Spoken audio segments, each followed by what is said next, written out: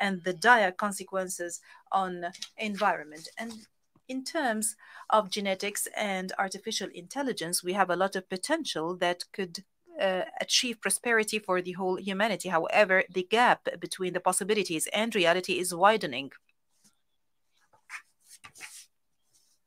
So, in this era, and as those potentials unfold, we find peoples grappling with child labor, hunger, unemployment, civil wars. Meanwhile, the developed countries guard their borders against the influx of refugees, as if the peoples on this earth live in two different eras. The accelerating technical development and the growing reliance thereon open up unprecedented prospects for humanity to develop for the better, and undoubtedly, science and technology are crucial for increasing productivity and improving human life quality. However, embracing the means without responsibly thinking of the ends to which those means are used have led to major disasters, such as using nuclear weapons, conducting dangerous experiments on humans, as well as genocide in concentration camps. It is incumbent on us to keep pace with the scientific and technical development and to encourage the same in our countries. Meanwhile, barriers between countries in this field must be removed. However, at the same time, we should not ignore risks such as deep fakes, violation of privacy, hacking, phishing, identity theft, educational process disruption by facilitating plagiarism, as well as human deception ploys. Therefore, and in addition to the necessity of cooperation and investment in developing those technologies, we reiterate our call for unison to prevent the misuse of cyberspace and to regulate this vital aspect on the basis of the rules of the international law.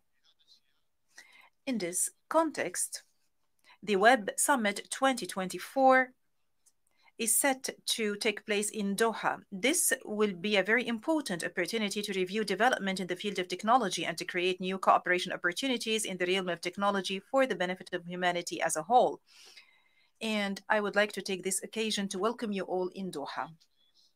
Mr. President, we must not forget that there are peoples around the world, especially in our region, that are overwhelmed by the present tragedies. Thus, the issues that I have just mentioned might seem to them as luxury. Thus, if we truthfully call ourselves international community and not merely entities, separate entities, we have to work and to strive towards ending injustice afflicting those people, at least in accordance with the resolutions of this body and the international law. It is unacceptable for the Palestinian people to continue to languish under the yoke and the intransigence of the Israeli occupation and the rejection by consecutive Israeli governments of any just political solution according to international legitimacy. It is conspicuous to all that the inaction by the international organization to take procedures against the occupation has given Israel the opportunity, and it continues to give Israel the opportunities to undermine the pillars of the two-state solution to the extent that the occupation has become tantamount to a brazen and conspicuous apartheid system in the 21st century. This has been very conspicuous to the extent that even some of Israel's friends have noticed that. Israel also responds to Arab peace and normalization initiatives with more nationalist and ultra-Orthodox intransigence and extremism that is reflected in government coalitions and further settlement expansion. In addition to the Judaization of Jerusalem, attacks on the holy sites, and using heavy-handed and draconian measures against the people in Gaza. Qatar provides and extends political, humanitarian, and development support to our brotherly people in Palestine, and we do also contribute towards rebuilding the Gaza Strip, which is reeling under the siege, in addition, and the embargo, in addition to its continuous contribution to the UNRWA funds. We also maintain our firm stance regarding the fairness of this cause.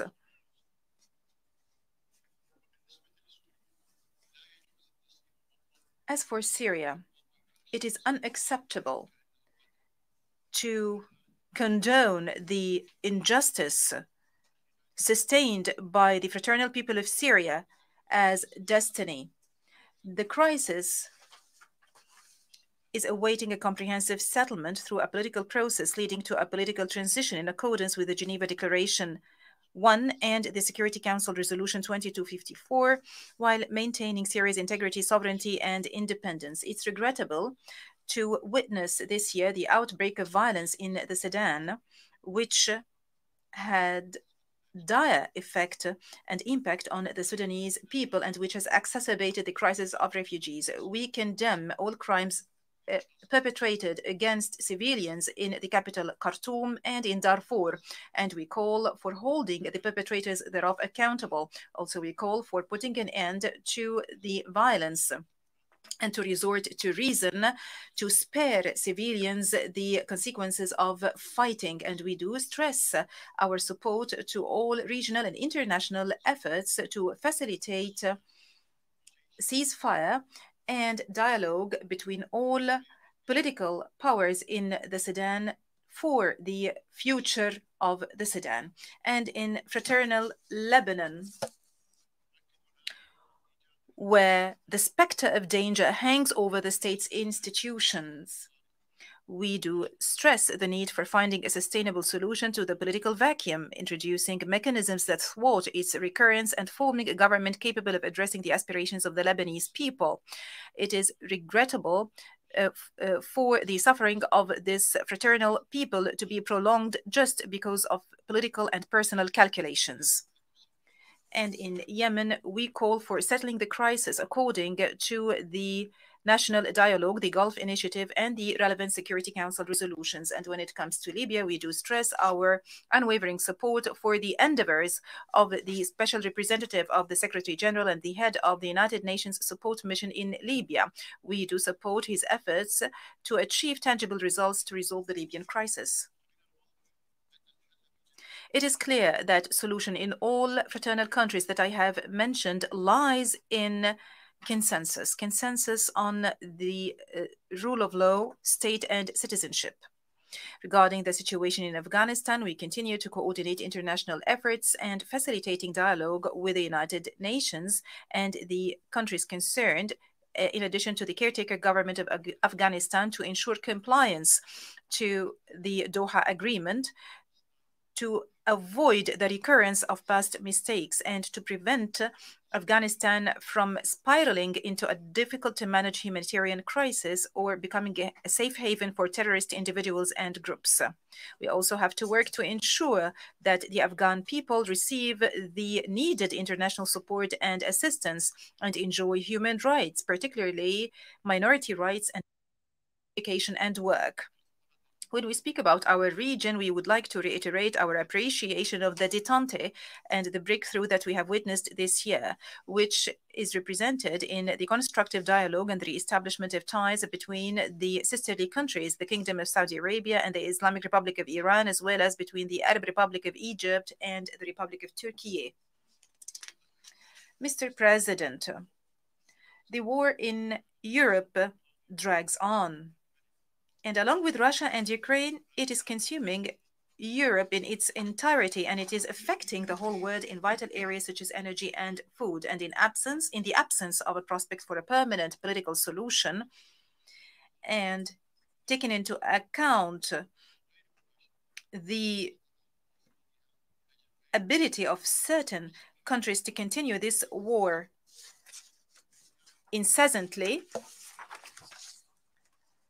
the only thing and the only aspiration that people are looking up to is a truce based on the damage sustained by the peoples of both countries and the peoples of the world. And because the status quo cannot be accepted, we reiterate our call on all parties to comply with the United Nations Charter and the international law and to respect the sovereignty and territorial integrity of states.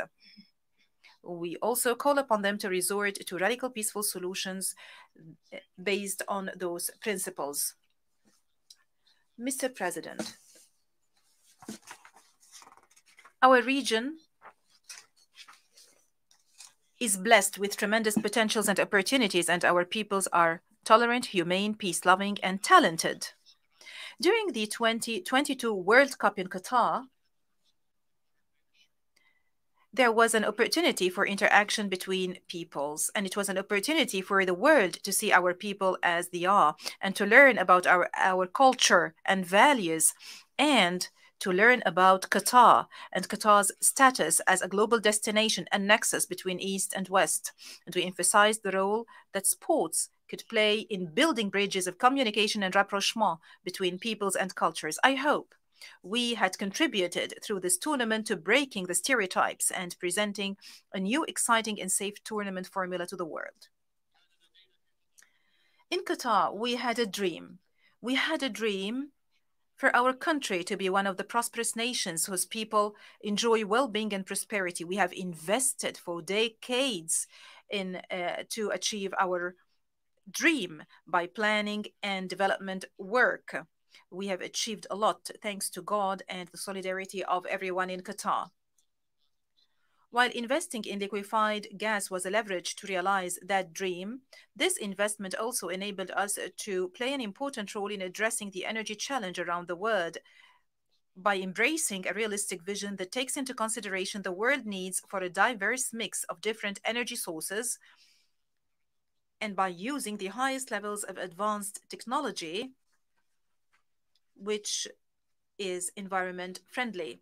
We do realize that energy export imposes obligations on us as a reliable partner with world countries. At the same time, it makes it incumbent on us to be responsible before our people and our future generations. Thus, Qatar continues to develop its sovereign fund and diversify the sources of its income, including investment in clean energy. The state of Qatar pursues environmentally friendly policies and supports various projects to protect the same. In this regard, we are going to host the Qatar Horticultural Expo next month.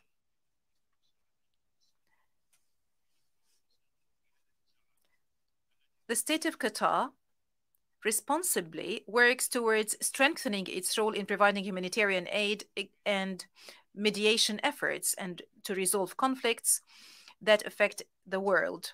The path to resolve conflicts through peaceful means is a long and strenuous path, but it is less costly than wars, and our commitment to continue our efforts in facilitating and making peace is a firm commitment deeply rooted in the core of our foreign policy.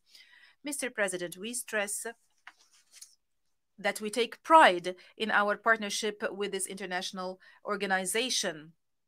And this is evidenced by Qatar's opening the United Nations House in last March, which includes 12 UN offices so far. Last March, or in March of this year, my country hosted the 5th United Nations Conference on the Least Developed Countries, which is considered one of the most prominent international fora. During this forum, efforts were galvanized to achieve the ambitious goals of the Doha Action Programme for the benefit of the least developed countries during the decade of 2020-2031. We do reiterate that the state of Qatar is a major and active partner in the endeavors made to respond to the priorities and needs of these countries. Thus, we welcome the Sustainable Development Goals Summit held yesterday. We are also pleased to announce that the state of Qatar is once again undertaking a leading role in major debates under the umbrella of the United Nations, most recent of which is our collaboration with Ireland to facilitate government negotiations on the political declaration adopted by the Sustainable Development Goals Summit yesterday. We believe that cooperation in those areas contributes to hedge against the waves of refugees, which have become a real problem for Europe as well as for neighboring African and Asian countries. Allow me at this point to stress the importance of combating racism and the campaigns of enticement against entire peoples, religions, and civilizations. And on this occasion, I would like to tell my Muslim brethren that we should not fall prey to any idiot or mentally sick person who occurs to provoke us by burning the Quran. And the Quran says, God Almighty says in the Quran, embrace forgiveness and enjoin what is right and turn away from the ignorant. At the same time, I would like to tell all those who justify those ugly and hideous acts as freedom of expression, I would like to tell them that comprising the sanctity of others deliberately should not be seen as an example of the freedom of expression. In conclusion, it is incumbent on all leaders to empower their peoples and to enable their peoples to live in peace and security and to look forward to a better future for their posterity. There are obstacles at the level of the international community, mainly represented in the failure to subject contradictions and competition between major countries on certain issues to the minimum binding principles owing to the variations in governance systems. These issues, which concern all of humanity, include climate change, environmental matters in general, poverty, and the blatant injustice represented by occupation, racism, and war crimes. This is the consensus or the unanimity that should take place in this international organization, in order not to be overwhelmed by details and to safeguard the future of entire peoples from loss due to the unwillingness of those countries to cooperate in implementing international law. And peace be upon you. On behalf of the Assembly, I wish to thank the Amir of the State of Qatar for the statement just made, and I request protocol to escort His Highness.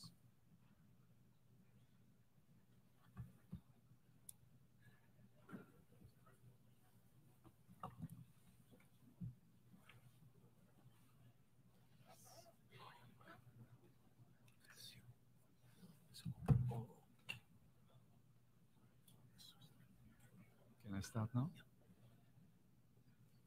The Assembly will hear an address of His Excellency Matamela Cyril Ramaphosa, President of the Republic of South Africa.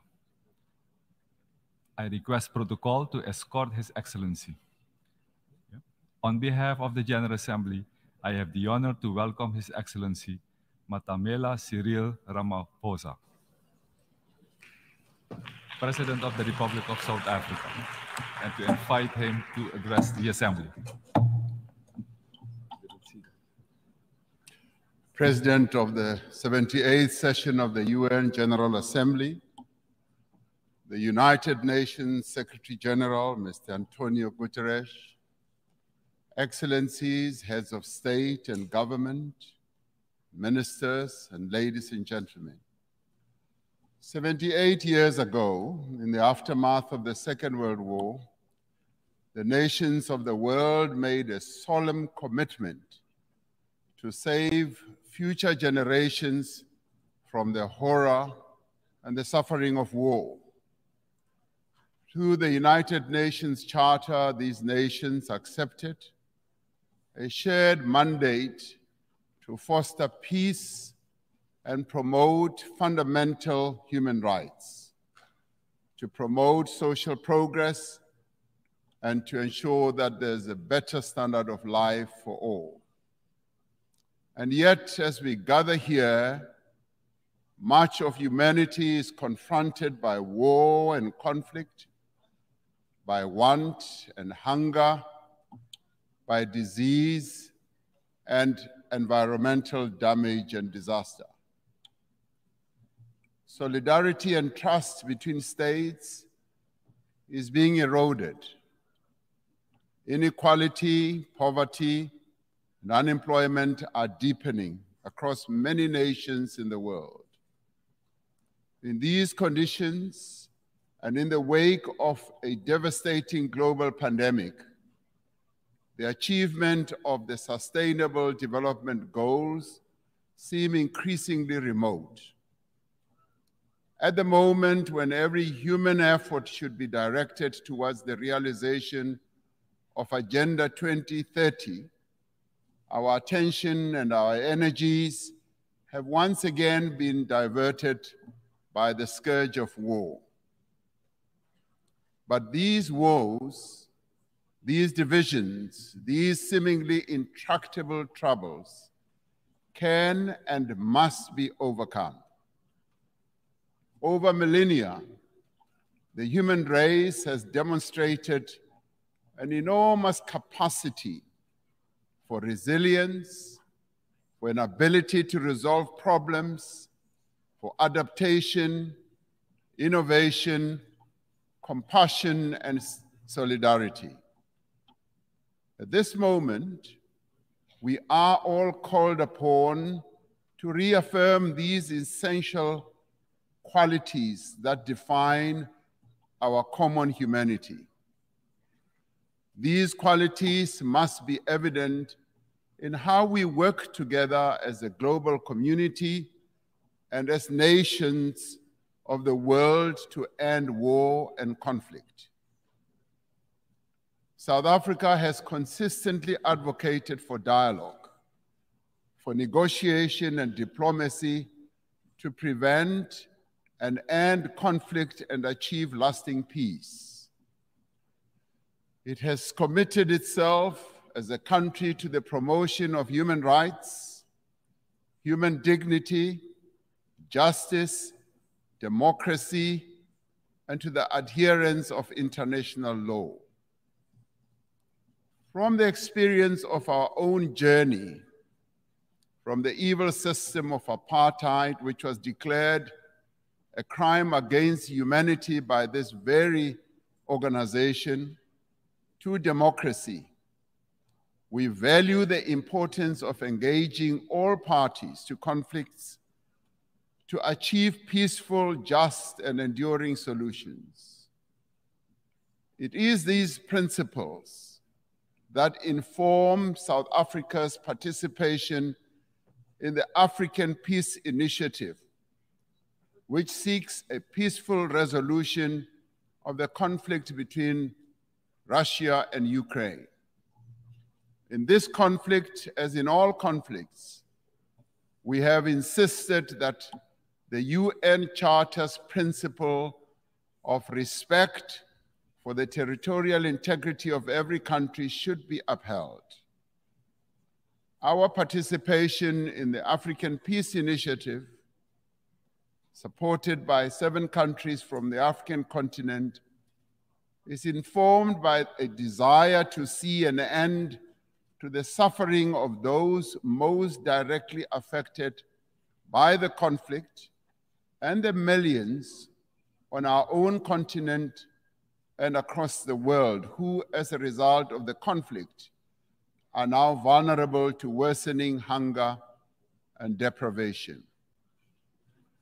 As we engaged with the parties in this conflict as African leaders, one of the issues we raised was that there should be confidence-building measures that could create a sense of conflict towards the resolution of this conflict. In this regard, we said issues such as the return of the children who were removed from Ukraine should be returned. We also said that the prisoners of war should be exchanged between the 2 countries. I've just held a meeting with President Zelensky, who says that in part, some of our efforts are bearing fruit as the children are now being returned and the prisoners are also being exchanged. But then we said we need to see this happening on a much faster pace. As the international community, we must do everything within our means to enable meaningful dialogue, just as we should refrain from any actions that fuel conflict. As we confront other conflicts in several parts of the world, including on our own continent, Africa, we need to be investing in prevention and peace building. We support the call by the UN Secretary General in the new Agenda for Peace for member states to provide more sustainable and predictable financing for peace-building efforts. As a global community, we should be concerned by the recent incidents of unconstitutional changes of government in some parts of Africa. The global community needs to work alongside the African Union to support peace efforts in the DRC, in Libya, Sudan, Somalia, Mali, Central African Republic, South Sudan, North Mozambique, the Great Lakes region, the Sahel, Niger, and the Horn of Africa. The African Union Peace and Security Council declared that it stands ready to deepen its cooperation with the UN Security Council to silence the guns on the African continent and to achieve peace and stability and development. We are called upon to remain true to the founding principles of the United Nations by recognizing the inalienable right of the people of Western Sahara for self-determination in line with the relevant UN General Assembly resolutions. We must work for peace in the Middle East for as long as the land of the Palestinians remains occupied, for as long as their rights are ignored and their dignity is denied, such peace will remain elusive. The actions of the government of Israel have imperiled the possibility of a viable two-state solution. The principles of the UN Charter on Territorial Integrity and on the prohibition of the annexation of land through the use of force must be applied in this situation as well. South Africa continues to call for the lifting of the economic embargo that was imposed 60 years ago against Cuba, an embargo that has caused untold damage to the country's economy and the people of Cuba as well. The sanctions that are also being applied against South Africa's neighbor, Zimbabwe, should also be lifted as they are imposing untold suffering on ordinary Zimbabweans, but also have a collateral negative impact on neighboring countries as well, such as my own country, South Africa. As many people around the world are confronted by hunger and want, the essential human qualities of cooperation and solidarity must be evident in the actions that we take to bridge the divide between the wealthy and the poor. We must summon the necessary will and resolve to regain the momentum towards the achievement of the 2030 agenda. This means that we must address the fundamental developmental challenges that have long characterized as well our unequal world.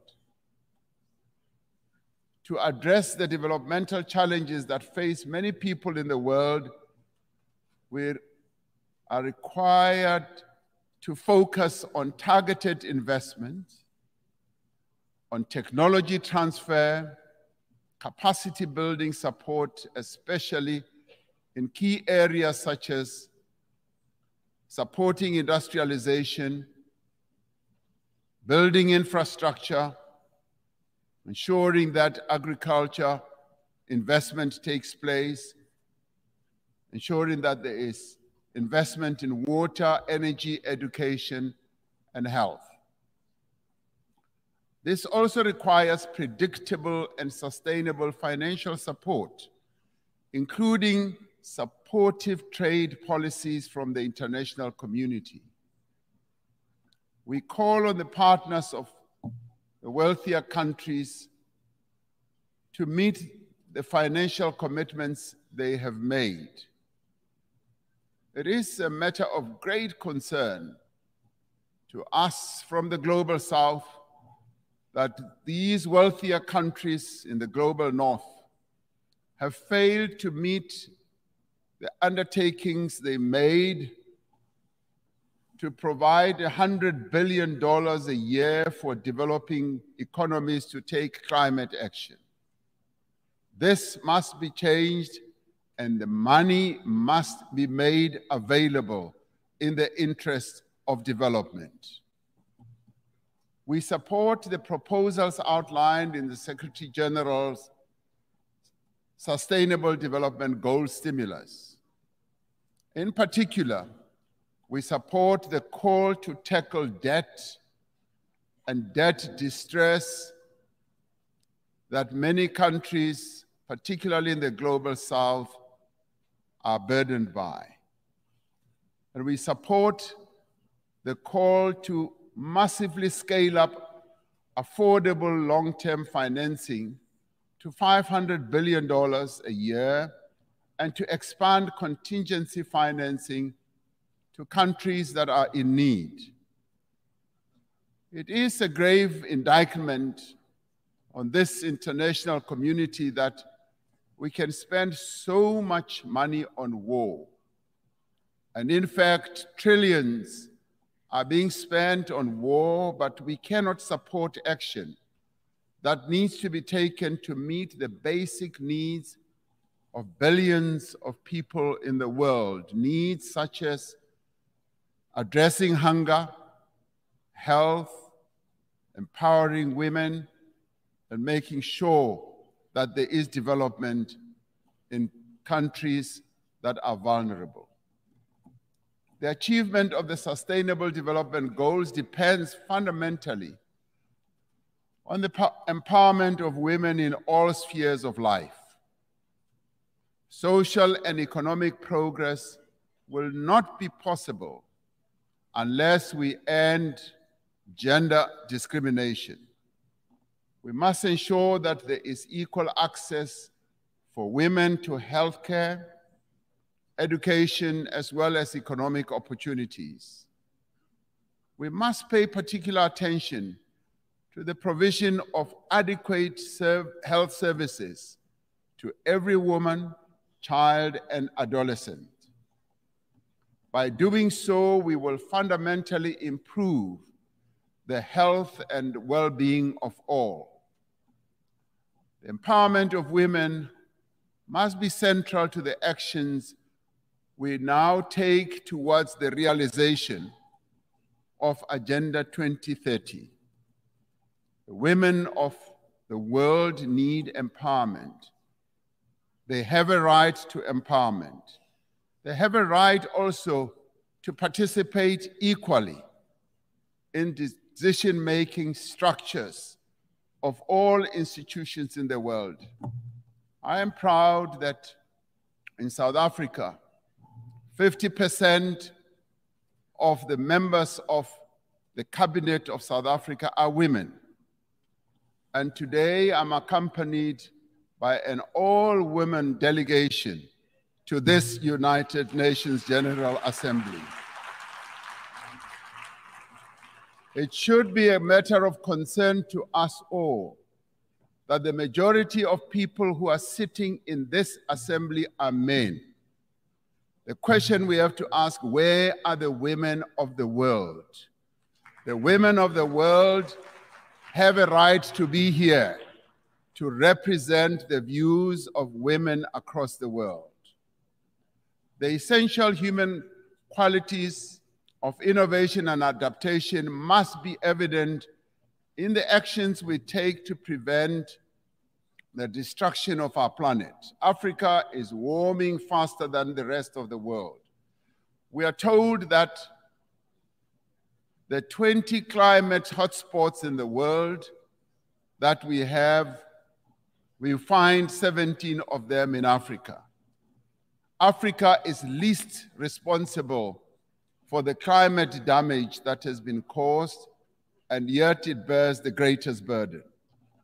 Centuries after the end of the slave trade, decades after the end of the colonial exploitation of Africa's resources, the people of our continent are once again bearing the cost of industrialization of the North and the development of the wealthy nations of the world. This is a price that the people of Africa are no longer prepared to pay. Many countries in the North count their assets in the mineral resources that are beneath the African soil. The wealth of Africa belongs to Africans. The mineral wealth that is beneath the soil of Africa must, in the end, accrue to Africans. We urge global leaders to accelerate the global decarbonization while pursuing equality and shared prosperity. We need to advance all three pillars of the Paris Agreement: mitigation, adaptation, and support, with equal ambition and urgency. African countries, alongside other developing economy countries, need increased financial support to both implement the 2030 Agenda and to achieve their climate change goals in a comprehensive and integrated manner. We need to operationalize the Loss and Damage Fund for vulnerable countries hit hard by climate disasters as agreed at COP27. Africa has embraced this challenge. Africa is determined to deploy smart, digital, and efficient green technologies to expand industrial production, to boost agricultural yields, to drive growth and create sustained employment for Africa's people. As the global community, we must ensure the essential qualities that define our humanity are evident in the institutions that manage the conduct of international relations. We require institutions that are inclusive, that are representative, that are democratic, and advance the interests of all nations. We require a renewed commitment to multilateralism based on clear rules and supported by effective institutions. This is the moment to proceed with the reform of the United Nations Security Council, to give meaning to the principle of the sovereign equality of nations, and to enable the Council to respond more effectively to current geopolitical realities. We are pleased that the common African position on the reform of the Security Council is increasingly enjoying wide support. This process must move to text-based negotiations, creating an opportunity for convergence between member states. The recently held BRICS summit in Johannesburg also affirmed the view that the United Nations Security Council should be reformed and should ensure that those who are not represented, that is, nations that are not represented, are also represented. We must ensure that the voice of the African continent and the global South is strengthened in the United Nations and broader multilateral system. All the peoples represented here in this United Nations had their origins in Africa. In Africa, they developed the tools and capabilities to spread across the world and achieved remarkable feats of development and progress. And all this was due to the skills and the talent that originated from the African continent. Despite its history, despite the legacy of exploitation, colonialism, and subjugation, despite the ongoing challenge of conflict and instability, Africa is determined and ready to regain its position as a site of human progress.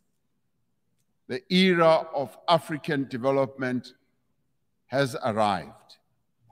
Through the African Continental Free Trade Area, which is creating a wider, seamless trading area and also accelerated interconnectivity. African countries are mobilizing their collective means and resources to achieve shared prosperity. Through this treaty, African countries are establishing for themselves the foundation for a massive increase in trade, accelerated infrastructure development, regional integration, and sustainable industrialization. As the global community, we have the means and we have the desire to confront and overcome enormous challenges that face humanity today. As the nations gathered here in this General Assembly, let us demonstrate that we have both the will as well as the resolve to secure a peaceful, prosperous, and sustainable future for our world, but more importantly, for future generations that will follow, leaving no one behind. That is the duty that we all now have. I thank you.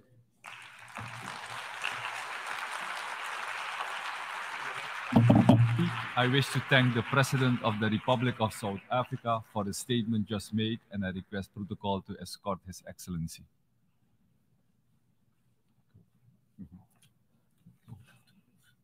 Sorry. The Assembly will hear an address by His Excellency Serdar Bir Dima Mahamadov, President of Turkmenistan. I request protocol to escort His Excellency. On behalf of the General Assembly, I have the honor to welcome His Excellency Serdar Berdi Mohamedov, President of Turkmenistan, and to invite him to address the Assembly.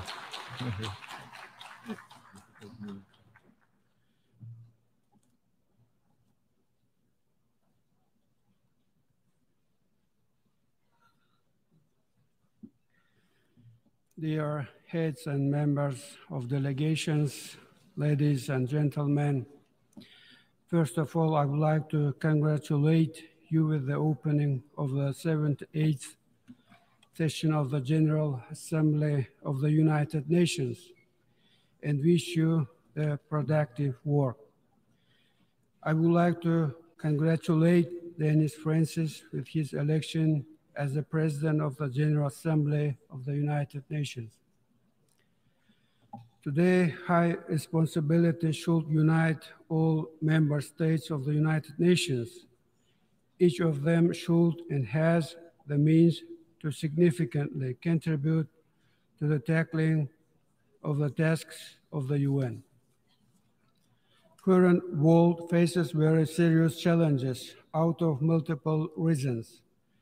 All of them, despite their difference in appearance, influence the course of the interstate relations in a greater or lesser extent, and often negatively influence the implementation of agreed plans and programs on key areas of the global agenda.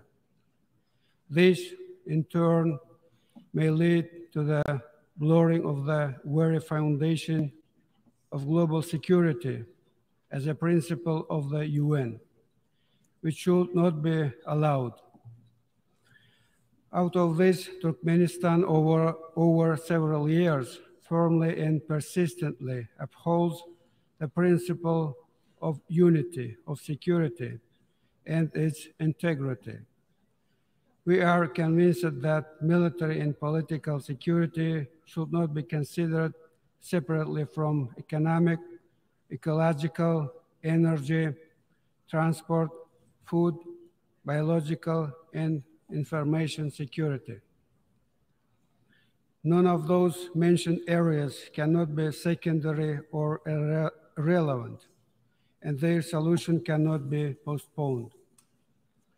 I think that the main challenge of the UN is to provide the integral approach to the security challenge, mobilize the current experience, competence, ideas, and initiatives of the member states in a constructive manner and step back from the short-term gains and advantages to attain truly crucial goals which will provide lasting peace, security, and development in the long term. This could only be achieved collectively and with UN in the main role. Amid the discussions on the role of the UN in the current world and suggestions to reform, it is a fact that there is no alternative to the UN. From the day of its development, UN stands as the only universal and legitimate organization responsible for peacekeeping and providing global and comprehensive security and stable modern structure of the interstate relations. This is the principal position of Turkmenistan. And for this reason, we have to consistently and persistently make use of the potential of global organization, its political, diplomatic tools, and moral authority in order to make balanced, non-ideological assessment of current events and tendencies, and to overcome the distrust and confrontational tensions in the world politics, and try to indicate the perspectives to compromise and to consider mutual interests. It is only possible under the auspices of UN in an open and genuine dialogue. We are aware that achieving this kind of dialogue will not be easy. However, it is necessary.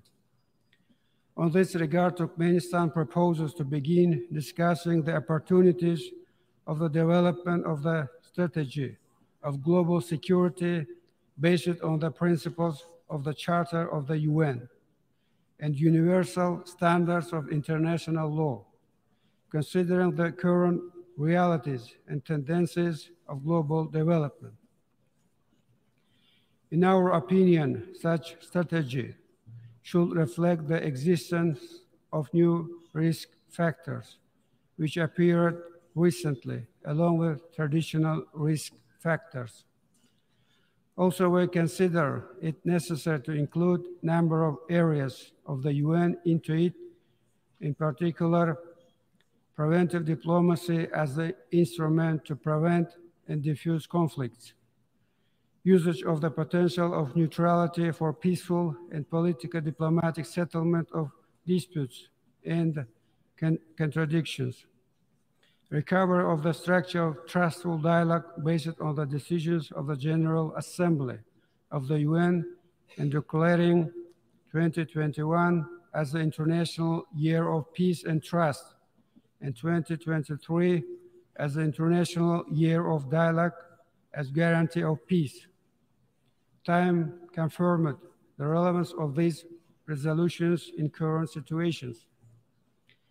In order to achieve global and comprehensive security, Turkmenistan emanates from the necessity of giving a pronounced regional context to the work of the UN.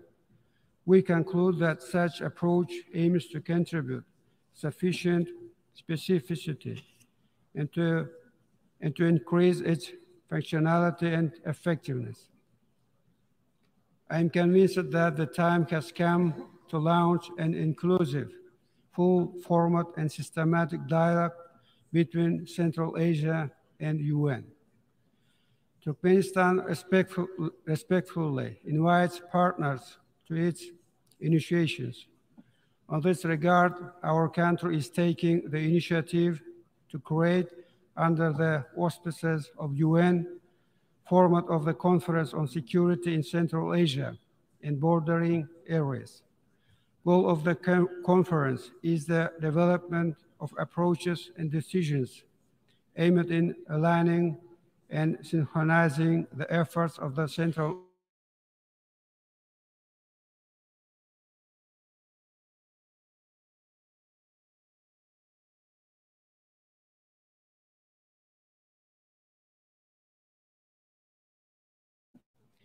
We express our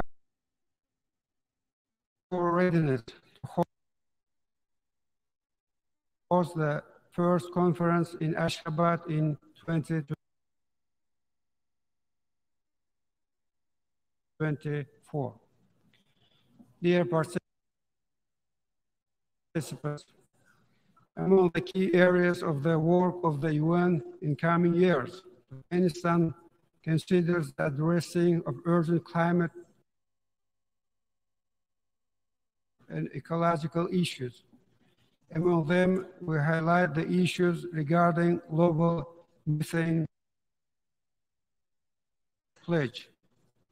I have to tell that with joining the Paris Agreement for Climate Change in 2017, a number of relevant national programs were adopted in our country. National events are being held aimed at reducing and eliminating negative effects of methane emissions into the atmosphere. We are primarily talking about phased implementation and use of modern, green, and resource-saving technologies, mainly in energy, industry, and transport areas.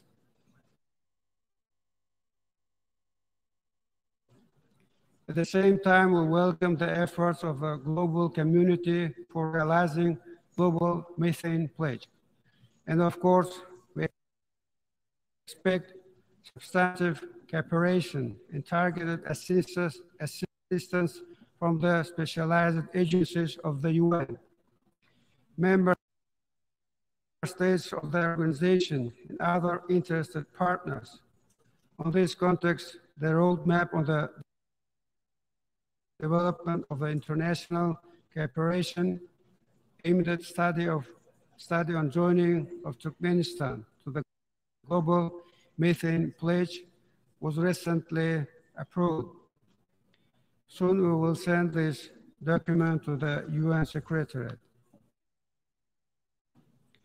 Overall, I believe that the time has come for the UN to pay close and effective attention to the ecological issues in Central Asia, overcome certain delays in addressing them, and begin taking targeted and specific actions to create a coherent ecological strategy of the UN regarding the region with near 80 million population, covering a vast area with its unique natural resources and biodiversity, and at the same time located at the region with serious ecological risks. As a significant step to take a strategic approach in ecological issues of Central Asia, Turkmenistan is proposing the establishment of specialized agencies, Regional Center for Technologies related to climate change in Central Asia, which will work substantially and systematically on the topic of climate. We are ready to offer organizational and technical terms for the functioning of such center in the capital city of Turkmenistan, Ashgabat. Central Asia region adjoining the Caspian Sea. Everyone is aware of the importance of this lake with its unique natural complex in the context of global ecological agenda. As a result of active and respectful long-term cooperation of coastal countries, the key principles of politics on the Caspian were developed, including the Convention on the Legal Status of the Caspian Sea. Last summer, of the six Caspian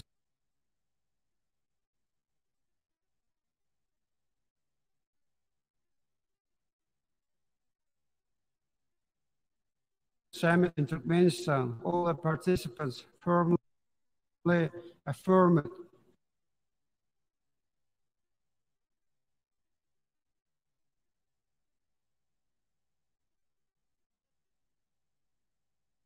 their readiness for tight cooperation on ecological issues. I believe that it gives a good opportunity for the beginning of wide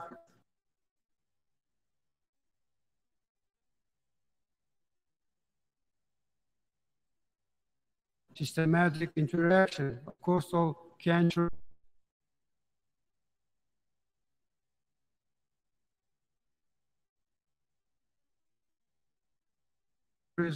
with the UN. In this regard,